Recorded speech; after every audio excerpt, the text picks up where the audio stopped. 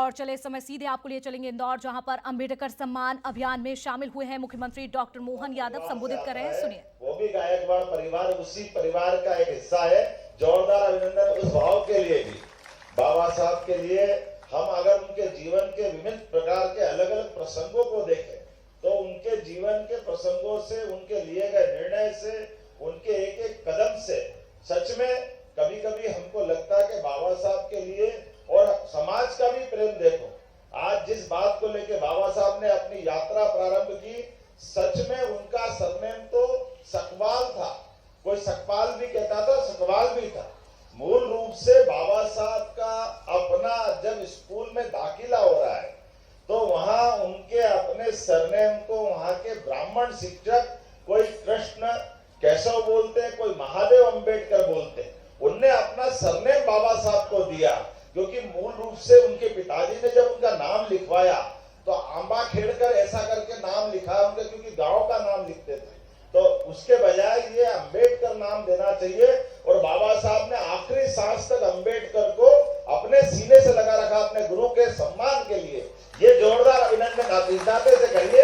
ये हमारे उनके जड़ों से जुड़ने का वो अपने आप में परिचायक हो सकता है। जिस बात को लेकर बाबा साहब ने अपने जीवन की यात्रा 1927 में प्रारंभ की, अपने पेयजल पर सबका अधिकार हो सकता है, इसको जाति की व्यवस्था से नहीं जोड़ सकते। उनके जीवन के ऐसे संघर्षों के आधार पर तो नेहरू जी घबरा गए। नेहरू जी अपने पिताजी की विरासत के बलबूते पर बने थे, लेकिन मूल रूप से भारत की जड़ों से नहीं जुड़े। इसी के कारण से नेहरू जी के जीवन में सदैव एक पता नहीं उनके प्रति क्या भाव था। और वो दुराभाव इसलिए न कह सकता हूँ कि वो दुराभाव के कुछ प्रमाण भी दिखाई देते हैं। नेहरू जी ने कोई उनको मंत्रिमंडल में ला करके एहसान नहीं किया।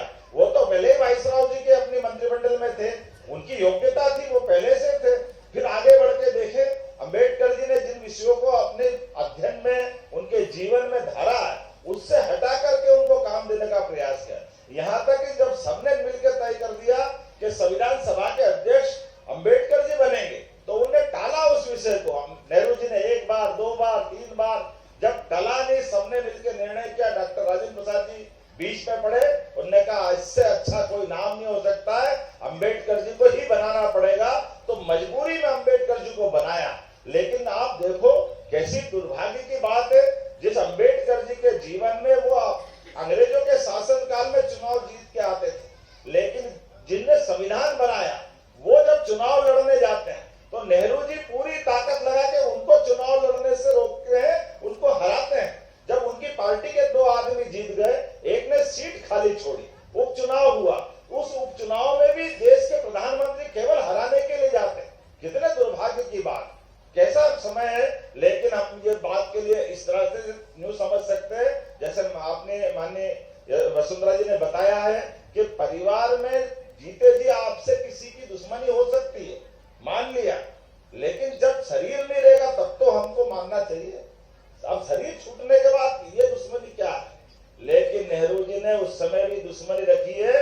उनका शरीर छूटा दिल्ली में, लेकिन दाह संस्कार करने के लिए भी उनको दिल्ली की अनुमति नहीं दी। कितना दुर्भाग्यपूर्ण मामला है। और उससे आगे बढ़कर वो कितना कठिन घटनाक्रम है कि उनको कहा गया कि इनको कहीं और ले जाओ, यहाँ दाग नहीं दे सकते, यहाँ दाह संस्कार नहीं हो सकता। तो बाबा साहब और उनके अनुयायियों ने दिल पे पत्थर रख करके अपने नेता के लिए उन्होंने कहा कोई बात नहीं, बंबई ले जाते। और बंबई जहां वो चुनाव जीते थे वहां शरीर लेके गए।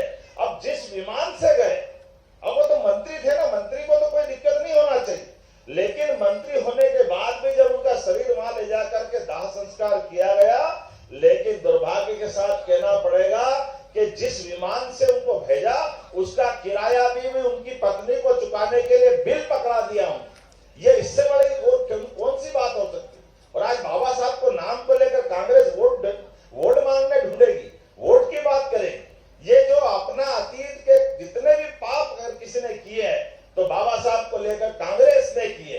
अब वोट के चक्कर में उनकी अपनी सारी की सारी पोल खुल रही है, तो आप नया नाटक चालू कर रहे हैं। लेकिन मैं इस बात के लिए धन्यवाद देना चाहूंगा अटल बिहारी वाजपेयी जी को, माननीय नरेंद्र मोदी जी को, माननीय हमारी दीदी वसुंधरा जी को, जिनके माध्यम से अपनी बात आ रही है कि उनने सारे विषय को आप सामने रखा है कि हमारे बीच में ये जो वर्ग भेद का 50 तरह की बातें करी, लेकिन आपने बताया कि वहाँ एक्सीलेंस सेंटर खोलने की बात हमने अपनी सरकार में कही। हमारी सरकार ने जन्मभूमि के आधार पर भव्य स्मारक बनाने की बात कही।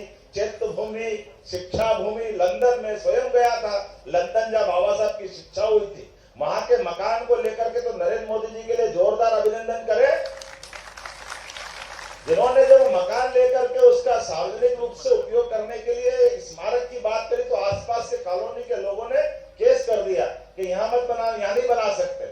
लेकिन भारत सरकार के प्रधानमंत्री ने तय किया कि चाहे जो हो जाए, बाबा साहब ने जहाँ 2 साल शिक्षा अध्ययन किया है वो तो स्मारक बनना चाहिए। और वो मुझे इस बात की प्रसन्नता कि इंग्लैंड के न्यायालय में हमारी जीत हुई और वो तीर्थ के रूप में बना है। ऐसे कई कारणों से हमारी पार्टी ने बाबा साहब का ये जो योगदान है सामाजिक एकता के लिए, इसको इस रूप में भी देख सकते हैं। जिस लंबे समय की गुलामी के बाद भारत ने जब मौका अपनी आजादी का पाया, तो आजादी के बाद सभी समाजों को साथ लेके चलने के लिए जो मूल सिद्धांत था कि अगर हमको सामाजिक एकता रखना है, भारत को लंबे समय तक अपनी आजादी पे गर्व करना है, तो निश्चित रूप से जातिवाद के दंश से बाहर आना चाहिए।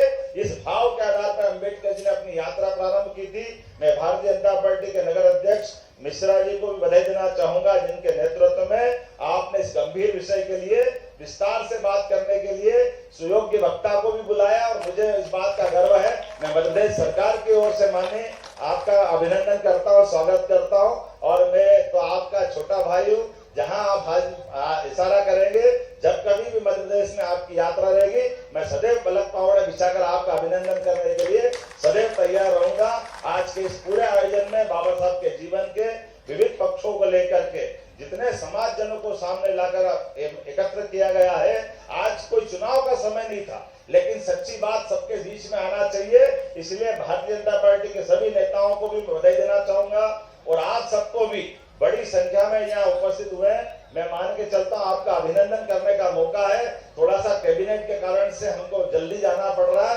मैं दोनों हाथ जोड़ के आपका सबका अभिनंदन करना चाहता हूँ। माननीय महारानी भी आपका अभिनंदन करना चाह रही है। हमारे सभी समाजजनों का मैं अपने सभी नेताओं से निवेदन करता हूँ, वे सब नीचे जाकर के अपने सारे समाजजनों का अभिनंदन करेंगे।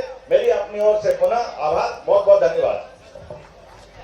1 मिनट माननीय मुख्यमंत्री जी, मैं एक विनम्र आग्रह करूंगा। आदरणीय महापौर जी, तो इंदौर से सुन रहे थे मुख्यमंत्री मोहन यादव को।